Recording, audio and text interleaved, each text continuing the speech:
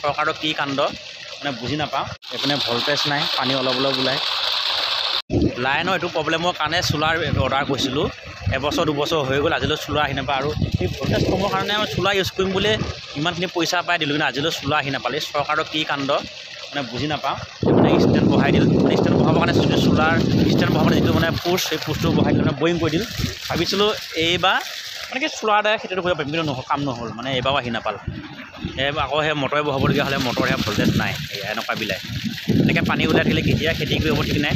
হয়তো এইখিনি কৈ এইপিনে আধা মাটি যিখিনি আছে, এইপিনে যিখিনি আছে সৰিয়হ দিলে যিখিনি মাটি মানে সৰিয়হ উঠাই যিখিনি মাটি খেতি কৰিম বুলি ভাবিছিলোঁ সেইখিনি কৰা নহ'ব চাগে, সেইখিনি কৰি বাদ দিব লাগিব, কাৰণ দিন গৈ আছে ন। এইটো হৈছে চোলাৰ বহাম বুলি পেলাই ষ্টেণ্ড বনাই দিল, এইপিনে বৰিং কৰি দিল, আৰু এইপিনে এইটো কি বহাই আছোঁ মই এতিয়া, এইটো বহাই আছোঁ মটৰ পানী কি মানে ভল্টেজ নাই, কম ভল্টেজ যেনেকৈ চলি আছে।